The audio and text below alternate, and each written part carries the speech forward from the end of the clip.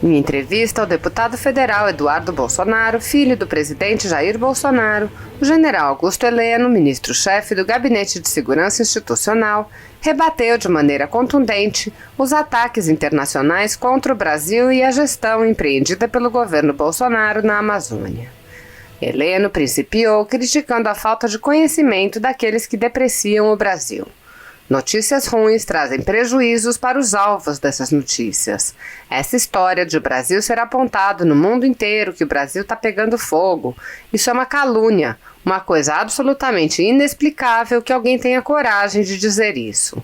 Demonstra desconhecimento da grandiosidade do Brasil, um país de 8.500.000 quilômetros quadrados. Ademais, ele assestou como o problema tem origem longínqua. Hoje li uma matéria de 1989 dizendo que a Amazônia estava em chamas. Se somarmos o que é anunciado anualmente como percentual destruído da Amazônia, não existiria mais nada além de terra sem árvores, sem nada, sem onças. Até elefantes já colocaram na selva brasileira. Assim, é uma coisa inacreditável. Neste contexto, o oficial desabafou. Não há como resolver todos os problemas do Brasil em 1 ano e 9 meses. Passamos 40 anos tendo uma gestão desastrosa dos recursos, inclusive os recursos naturais. Podem esperar resultados muito melhores com relação à Amazônia. Gente de fora do Brasil que não tem moral para nos criticar, que acabou com as suas florestas, nos criticar com a veemência com que nos critica, querem nos colocar como vilões do meio ambiente. Isso daí é triste. Não dá para aceitar que isso ocorra. Assista. Mas o que eu queria falar, general, é o seguinte: o senhor consegue enxergar então que essa imprensa fazendo esse trabalho e tendo uma grande circulação na sociedade, ela reverbera, por exemplo, na Europa, e isso dificulta o trabalho dos senhores aqui na presidência, quando vão falar principalmente sobre a Amazônia? O que eu quero dizer é o seguinte: a desinformação ela é tão grande que ela extrapola as barreiras do Brasil, chegando ao exterior, e chegam a formar o senso de alguns estrangeiros, por exemplo, para pensar que a Amazônia está pegando fogo? Pois é, isso aí, eu não tenho imunidade parlamentar, eu tenho que cuidar do que eu falo.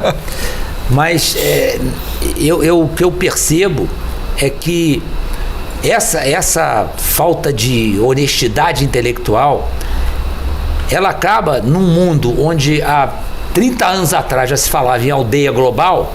Hoje, com a internet, o mundo é completamente vazado, né?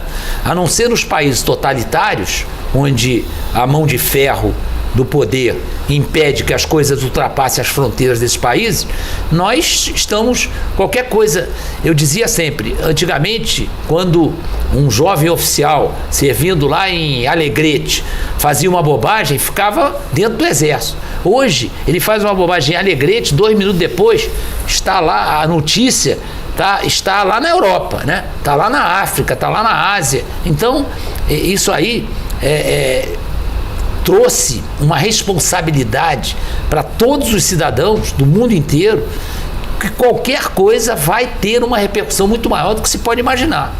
Então, notícias ruins, principalmente, elas trazem prejuízo para os alvos dessas notícias. Essa história, por exemplo, do Brasil hoje ser apontado como está pegando fogo no mundo inteiro, isso é uma calúnia, uma coisa absolutamente inexplicável que alguém tenha coragem de dizer isso, porque isso demonstra desconhecimento da grandiosidade do Brasil, país de 8.500.000 quilômetros quadrados. Essa história de que a Amazônia está pegando fogo, hoje eu estava lendo uma matéria de 1989, falando que a Amazônia estava em chamas. Se nós somarmos o que é anunciado anualmente de percentual destruído da Amazônia, não existiria mais nada na Amazônia além de terra sem nenhuma árvore, sem nada. Tinha morrido peixe, tinha morrido as onças, até elefantes já colocaram na Amazônia brasileira. Girafa. Foto de elefante morrendo na selva brasileira. Então, é uma coisa assim inacreditável. E os comentários, para quem conhece o tamanho da Amazônia, para quem conhece o que é esse desmatamento da Amazônia, essa situação de incêndios, tanto na Amazônia quanto no Pantanal, a gente percebe que o objetivo disso aí não é que o Brasil tem que cuidar um pouco mais da Amazônia. Nós sabemos exatamente o que temos que fazer na Amazônia brasileira e no Pantanal. Só que não houve tempo ainda de colocar em prática, de colocar gente para fazer isso. São duas áreas com pequena densidade demográfica, a Amazônia principalmente. Tem 25 milhões de habitantes, mas é tão grande que 25 milhões de habitantes na Amazônia é um nada. Ainda mais se nós considerarmos que tem 3 ou 4 grandes centros populacionais, mais até uns 6, 7 grandes centros populacionais, cidades capitais de estados, que reúnem uma grande parte desses 25 milhões que estão na Amazônia. Então o restante da população está dentro da selva, uma boa parte dentro da selva, vivendo dos recursos da selva. Então, é uma população que representa 7% do eleitorado brasileiro, que durante muito tempo foi considerado não compensador tratar da Amazônia com a seriedade que merece. Então, nós sabemos que muitas coisas ali nós podemos melhorar a vigilância do desmatamento na Amazônia? Podemos, claro, devemos fazer isso. Mas é o que eu digo, o governo Jair Bolsonaro tem 1 ano e 9 meses de governo. Não há como resolver todos os problemas do Brasil. Passamos 40 anos tendo uma gestão catastrófica dos nossos recursos, inclusive dos nossos recursos naturais. Então nós precisamos nos voltar para a Amazônia. Outra coisa, tudo na Amazônia é muito caro, pelas distâncias que tem que percorrer, pela falta de meio de transporte, pela falta de infraestrutura. Mas isso não significa que nós não sabemos ou que nós não cuidamos da Amazônia até hoje. A Amazônia consegue suportar até os maus tratos que sofreu. E o exagero do que acontece na Amazônia é flagrante. Nós temos olha, vou repetir, vou falar mais de uma vez esse percentual. Nós temos 80% da cobertura florestal da Amazônia preservada. A Europa tinha 7%, hoje tem 0,1%. Mas agora ganharam a condição de nos criticar diariamente. Nós somos os grandes vilões do meio ambiente no mundo e, no entanto, a América do Sul, graças ao Brasil, hoje reúne 41% das florestas naturais do planeta. Então é uma questão de justiça. Nós aceitamos as críticas, nós sabemos que podemos melhorar e vamos melhorar. O próprio general Mourão, que é o vice-presidente da República e que assumiu voluntariamente a direção do Conselho Nacional da Amazônia Legal, ele disse textualmente: esse ano nós estamos chegando atrasados, devíamos ter continuado na selva desde o ano passado, devíamos ter permanecido na Amazônia. Uma autocrítica sensacional. E nós sabemos disso, e esse erro não será repetido. Então podem esperar resultados muito melhores em 2021 com relação à Amazônia. Agora, gente fora do Brasil que não tem moral para nos criticar, que acabou com suas florestas, vai querer nos criticar e criticar com a veemência que nos critica e querer nos colocar numa situação de vilões do meio ambiente, não dá para aceitar. Isso aí realmente é triste, é lamentável que isso ocorra. General, eu me lembro que quando estivemos em Osaka, no Japão, durante a reunião do G20, a primeira do presidente Jair Bolsonaro, as coisas pareciam estar indo muito bem, né? Tem até uma foto do presidente Macron, francês, servindo uma água para o Bolsonaro, eles rindo, o Bolsonaro batendo papo com Angela Merkel nos salões do evento, mas parece que depois que foi assinado o acordo Mercosul e União Europeia, a coisa virou um pouquinho a chave, para ser até eufemista com relação a isso.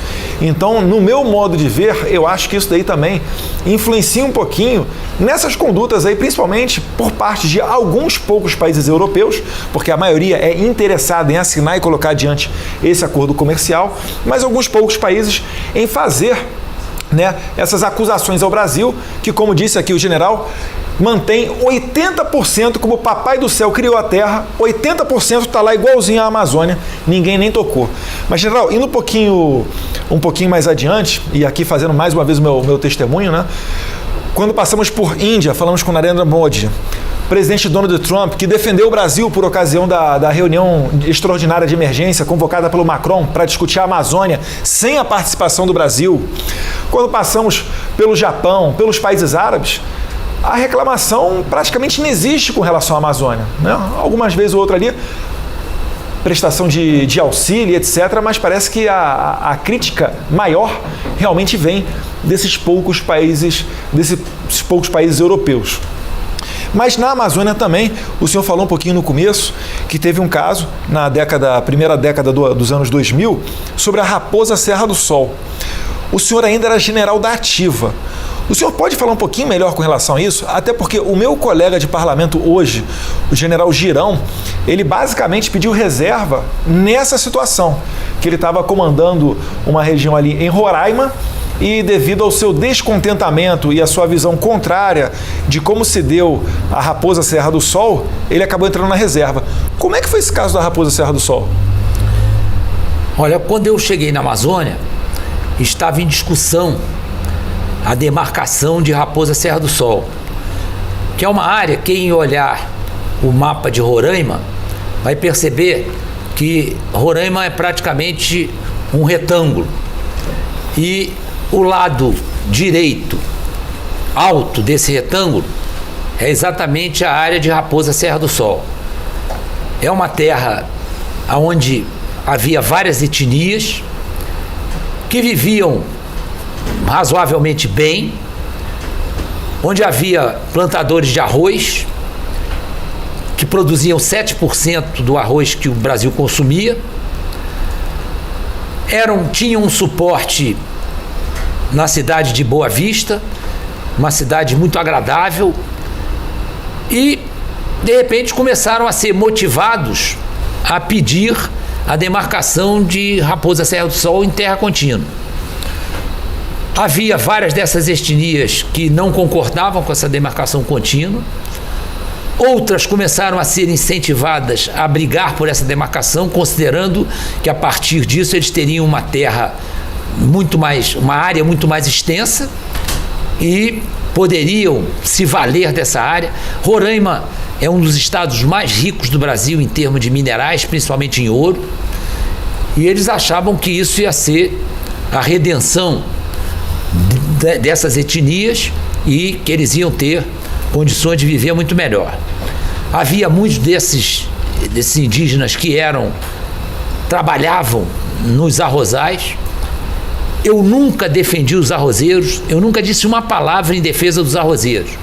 Não porque eu julgasse que não fosse importante economicamente essa produção de arroz para o estado de Roraima. Sabia perfeitamente dessa importância.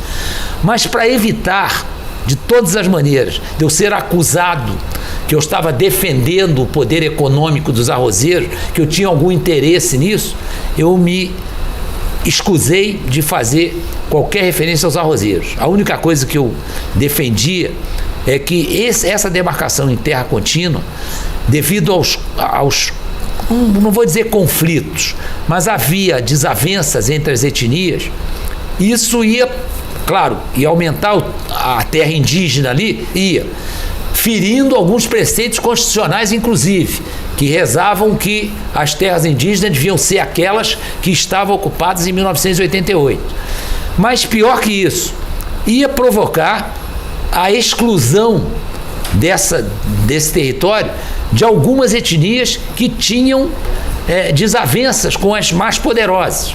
Isso aconteceu, né? Aconteceu, a demarcação foi determinada pelo Supremo Tribunal Federal.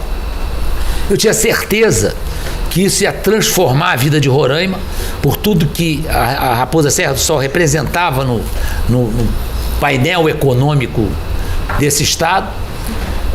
E a partir daí, Roraima só piorou. Houve uma expulsão que já estava prevista daqueles que não eram puramente indígenas, isso altamente contestado, mas famílias que fizeram uma mestiçagem, que viviam algumas há mais de uma centena de anos dentro de Raposa Serra do Sol, foram colocados para fora. Isso gerou o surgimento de várias comunidades na periferia de Boa Vista. Favelização, né? Favelização. Então, isso aí prejudicou muito a vida de Boa Vista. É uma cidade que continua a ser uma cidade agradável, uma cidade bem planejada, uma cidade muito boa de se viver, mas é lógico, você cria uma série de conjuntos habitacionais mal planejados, sem urbanização, com gente que está saindo de uma atividade produtiva e vai procurar emprego. Lógico que isso trouxe um transtorno muito grande para a vida de Boa Vista e para a vida de Roraima. Então, eu, na época, inclusive visitei vários ministros do STF e coloquei a realidade de Roraima para eles, para tentar evitar essa demarcação. Mas é o tal negócio, as coisas vistas de longe têm um outro significado, uma outra compreensão, e acabaram, por motivo puramente político, fazendo a demarcação. Mas eram muitos esses rizicultores? Quem plantava arroz ali ocupava uma boa parte da Raposa Serra do Sol? Não era uma boa parte, era as margens do rio Itacutu ali, que eles ocupavam, e com isso davam emprego a muitos indígenas. Então era uma área pequena. Mas isso aí foi um empobrecimento flagrante do estado de Roraima. E difícil recuperar isso. Era muito difícil fazer a recuperação dessa riqueza. E isso trouxe um abalo muito sério à economia do estado de Roraima. E vale lembrar aí, o pessoal que reclama do preço do arroz, poxa, 7% da produção nacional impacta diretamente no preço, né? Tem um impacto grande. E eu lembro também, general, na minha primeira lotação na Polícia Federal, foi na fronteira com a Bolívia, na cidade de Guajará-Mirim, Bolívia de um lado, Rondônia do outro. E uma das primeiras operações que eu participei, em 2010, foi da extração ilegal de diamantes de uma reserva indígena. E os bandidos eram tão pé de chinelo que você facilmente percebia que não estavam utilizando de alta tecnologia. Ou seja, era feito ali, o diamante praticamente estava à flor da terra. Né? Não era necessário grande perspicácia. Cinta larga, né? Sim. E então isso, estou falando aqui de 2010, mas em 2020 continua a ocorrer esse tipo de ação criminosa, em que muitas pessoas acham que manter o índio isolado é preservá-lo, quando na verdade eu acho que é exatamente o contrário, a gente tem que integrá-lo à sociedade. Por que eu aqui na cidade, quando tenho a dor de dente, posso ir no dentista e o índio tem que sofrer 2 anos? Por que eu posso, de repente, vestir um terno italiano, um celular americano, e o índio tem que ser obrigado a viver naquelas condições muito inferiores? Enfim, é uma crítica que eu faço.